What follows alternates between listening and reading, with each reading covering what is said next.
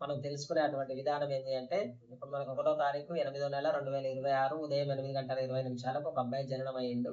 జననమైతే ఆ అబ్బాయి ఏ నక్షత్రంలో పుట్టిండు, ఆ నక్షత్రం యొక్క పాదం ఏంటి అనే విషయాన్ని ఇప్పుడు మనం చర్చ చేద్దాం. ఇప్పుడు ధనిష్ట నక్షత్రం ఇక్కడ రాత్రి 7:22 వరకు ఉంది నిన్న. శతభిష నక్షత్రం ఈ రోజు రాత్రి 8:21 వరకు ఉంటుంది. అంటే మనం ముందు ఏం చేయాలంటే ఈ నక్షత్రం ఎప్పుడు ప్రారంభమైంది, ఎప్పుడు అయిపోయింది, అంటే ఎండ్ ఎప్పుడు అయింది అంటే ఈ రోజు యొక్క నక్షత్రం శతభిష అబ్బాయి పుట్టింది 1వ తారీఖు 8వ నెల 2026 పొద్దున 8:20. ఈ టైంకి ఏ నక్షత్రం ఉంది అంటే శతభిష నక్షత్రం ఈ రోజు రాత్రి 8:21 వరకు ఉంది. అంటే శతభిష నక్షత్రంలోనే పుట్టింది. అయితే అది ఎప్పుడు ప్రారంభమైంది అంటే నిన్న రాత్రి 31వ తారీఖు శుక్రవారం రాత్రి ధనిష్ట నక్షత్రం 7:22 అంటే 7:22 వరకు ధనిష్ట ఉంది. 7:23 నుండి శతభిషం ప్రారంభమైంది. అయితే ఇప్పుడు మనం ఇక్కడ ఏం చేసుకోవాలి అంటే ఎక్కడి నుంచి మొదలైంది, ఎక్కడి నుంచి ఎండ్ అయింది. ఓకే, ఇది చేసుకోవాలి. చేసుకున్న తర్వాత మనకి ఇప్పుడు 7:22కు ప్రారంభమైంది, 8:20కి అయిపోయింది.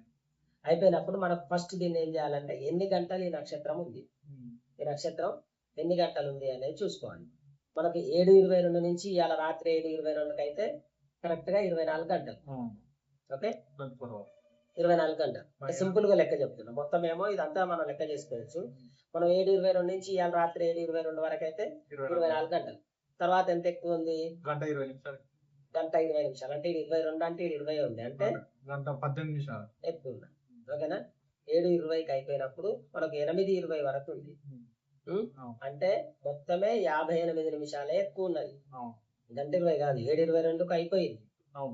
అంటే మనకి 8:20 అయితే గంట ఉన్నది, కానీ ఇంకా 2 నిమిషాలు తక్కువే ఉంది. అంటే 58 నిమిషాలే ఎక్కువ ఉంది.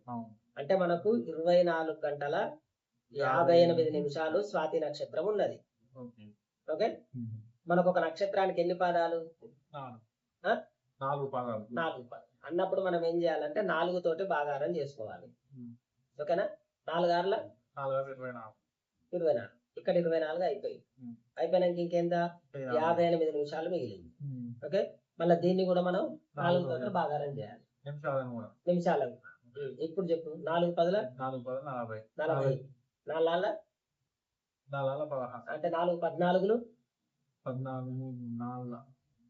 చెప్పు 56 అంటే 4 పదుల 40. సరే ఒకసారి ఫాస్ట్ గా రాకపోతే మనకు 2 నిమిషాలు మిగిలింది. అంటే ఇప్పుడు ఈ 2 నిమిషాలు 4 తోటి భాగారం అవుతుందా, కాదు. కాబట్టి దీన్ని ఏం చేయాలి, మనం నిమిషాలను సెకండ్ లోకి మార్చుకోవాలి. సెకండ్ లోకి మార్చుకున్నప్పుడు 2 నిమిషాలకు ఎన్ని సెకండ్లు అయితే 60 సెకండ్లు అయితే 12 120 అంటే సెకండ్కు నిమిషానికి 60 సెకండ్లు, 2 నిమిషాలకు 120 అన్నప్పుడు మళ్ళీ దీన్ని కూడా 4 తోటి చేయాలి. అంటే అప్పుడు ఎంత ఇది 4 30 4 ముళ్ళ 12 కాబట్టి 4 30 120. ఇక్కడ 0 వచ్చి ఓకేనా, శేషం 0 వచ్చేదాకా చేసుకుంటూ రావాలి. ఇప్పుడు మనకి ఎంత, ఒక పాదము శతభిష నక్షత్రం యొక్క పాదము 6 గంటల 14 నిమిషాల 30 సెకండ్లు ఉన్నది. 6 గంటల 14 నిమిషాల 30 సెకండ్లు ఒక్క పాదం ఉన్నది. మనకి ఇది ఎప్పుడు ప్రారంభమైంది, 7:22 ప్రారంభమైంది. 7:22 ప్రారంభమైంది.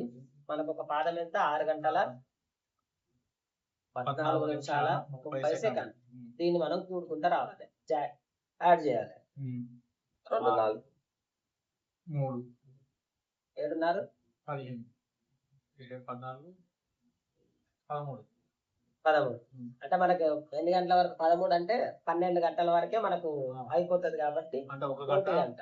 ఇదేమో రాత్రి స్టార్ట్ అయింది అంటే ఇది మిడ్ నైట్ AM, రాత్రి 1:36 వరకు ఒక పాదం అయిపోయింది.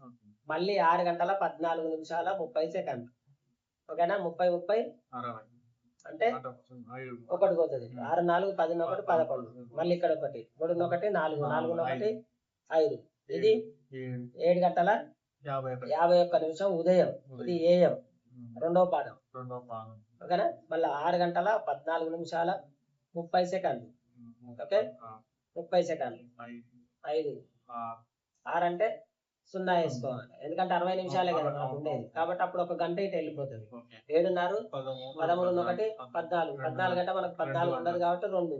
ఇది ఎప్పుడు PM మధ్యాహ్నం, ఇది 3వ పాదం. మళ్ళీ ఇప్పుడు 6 గంటల 14 నిమిషాల 30 సెకండ్లు. ఇప్పుడు ఎంత అయింది? 1 నిమిషం అయింది. 5 4 9 1 10. ఇక్కడ 2 20. 2 4 8 గంటల 20 నిమిషాలు PM అంటే రాత్రి. ఇది ఎంత? 4వ పాదం. మనకి ఎన్ని గంటలకు అయిపోయింది ఇక్కడ? 8 గంటల 20 నిమిషాలు. ఇక్కడ వచ్చింది కదా 8:20. 7:22కు స్టార్ట్ చేసినాం, 8:20కి అయిపోయింది. అంటే సెకండ్లతో కలుపుకొని మనం పాదాలు చేసినాయి అనేది వచ్చిందా లేదా చూసుకోవాలి. ఇప్పుడు ఆ అబ్బాయి పుట్టింది ఎన్ని గంటలకు? 8 గంటల 20 నిమిషాలకు. అంటే మనకి 7:51కి 2వ పాదం అయిపోయింది. 7:51 నుంచి 2 గంటల 5 నిమిషాల వరకు 3వ పాదం ఉంటాడు. అంటే అబ్బాయి పుట్టింది ఎప్పుడు? శతభిష నక్షత్రం 8 గంటల 3వ పాదంలో పుట్టింది. 8 గంటల 20 నిమిషాలకు పుట్టింది కాబట్టి అంటే ఎండేది అని తీసుకోవాలి. అంటే 7:51కి ఇది ఎండ్ అయిపోయింది, అంటే 2వ పాదం ఇక్కడికి అయిపోయింది. అబ్బాయి పుట్టింది 8:20 కదా. అవును, మరి 7:51కి ఇది అయిపోయింది 2వ పాదం. అయిపోయిన తర్వాత 7:51కి స్టార్ట్ అయ్యి 2 గంటల 5 నిమిషాల వరకు ఉంది కాబట్టి ఈ మధ్యలో పుట్టిండు అన్నప్పుడు శతభిష నక్షత్రం 3వ పాదంలో పుట్టినట్టు లెక్క. ఓకే, శతభిష నక్షత్రం 3వ పాదం. ఈ శతభిష నక్షత్రం 3వ పాదంలో అబ్బాయి పుట్టిండు. ఓకే, 3వ పాదం. వీటికి అక్షరాలు ఏంటి? గో, సా, సి, సు. ఆ అబ్బాయికి జన్మనామం ఏమొస్తుంది? సి, సీతారాం. ఓకే, సీతారాం అనేది మనం జన్మనామం అని చెప్పాలి. అప్పుడు శతభిష నక్షత్రానికి 3వ పాదానికి ఏ రాశి అవుతుంది? కుంభరాశి. కుంభరాశి. కుంభరాశికి అధిపతి ఎవరు? శని. ఇక నుంచి మళ్ళీ మనం జాతకం ఎట్లా చూడాలనేది వెళ్ళిపోవచ్చు.